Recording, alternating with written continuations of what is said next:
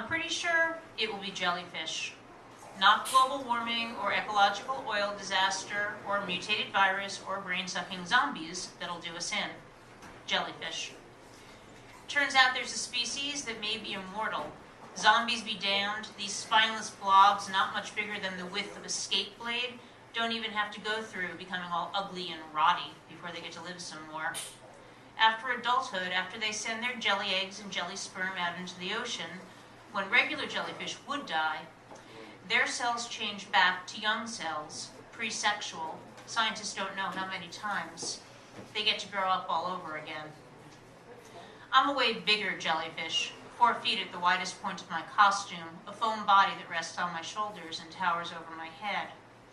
Seeing and breathing through holes covered with the mesh, the same orange as my body, I shadow the ice show mermaids, synchronizing my movements to theirs, so that it looks like I'm drifting in their wake. Jellyfish, you see, can only move up and down by themselves. To move laterally, they need currents. Later, in the second act, an undersea storm will unleash a magic spell that gives me the power of unnatural movement, turning me into the scene stealer who darts and ducks and jumps over mermaids and mermen, my tentacles stinging. In the second act, I get to be the trickster. How did you know it was me, I say to Ryan when he confronts me backstage at intermission. I don't know how he got past security. Knowing Ryan? Probably just by being Ryan. I speak through the mesh hole. If I get caught talking to a guest with my head off, I'll be fired. What you're doing is dangerous, Brenna. It just looks that way, I say. Illusion. The tentacles are way longer than my arms and legs. When I dart at the skaters and at their blades, I look closer than I am. I ask again, how did you find me? That thing you do with your fingers before you jump. People at the rink were laughing at this YouTube video at how funny the jellyfish was at Mertopia, and I noticed that every time before you jumped. Well, I still wasn't sure it was really you. You were actually funny, you know. As long as I've known Ryan, he's gotten away with saying things to people like, you are actually funny, or that actually looks good on you. And then I noticed that you were a fan of the jellyfish on Facebook. Facebook, where my profile picture hasn't changed since the day before the accident, when I posted a still from the short program at Nationals, a before photo. I'm at the apex of a throw triple Lutz, the photo zoomed out to highlight all the air between me and the ice. The me in the photo is only hours away from finally having sex for the first time, and all the things they don't tell you.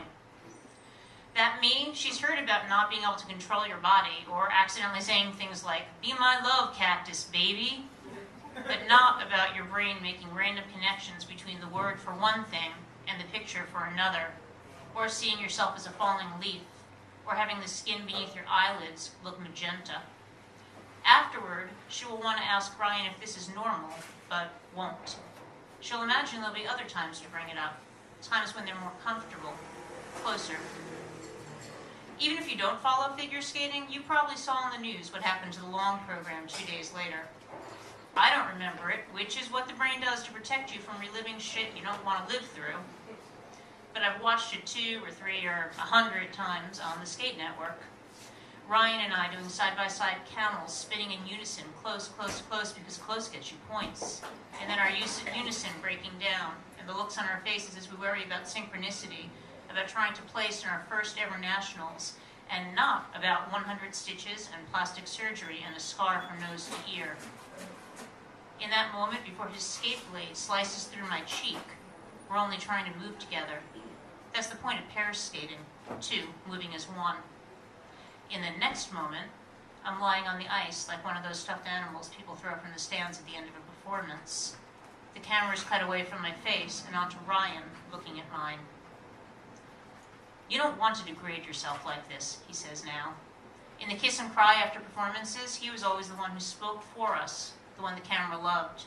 I was the technician, the steady one, the one who was supposed to pull my arms tighter to spin faster if we ever got out of sync. You were as good as I was, he says. He delivers this line to the mesh covering of my eyes, like he's talking to the camera. Other people would have had you as a partner, even with your face. For months I fantasized that he'd show up like this and find me, apologize for not being brave enough to stick it out after. But now the mesh turns from the color of jaundice. I was better, I say. Turns out it's hard to stalk away with dignity when you've been standing on one of your own tentacles. But then again, one of the things I've been learning at Rotopia is that if you worry too much about dignity, you never see anything outside yourself. If you zoomed out from that shot at Nationals, the one on Facebook, you'd see Ryan, his arms outstretched as if he's about to catch something, though he is really throwing something that is me. Zoom out more and you can see the whole ice, an oval like the shape of the world when it's flattened out in those geography books, the only way you can see all sides of a circle at once. Zoom out and you'll see the stand, so many faces, each one a pixel. Zoom out and people and jellyfish all get tinier until we're indistinguishable, the flattened out world returning to a circle where other people are our suns.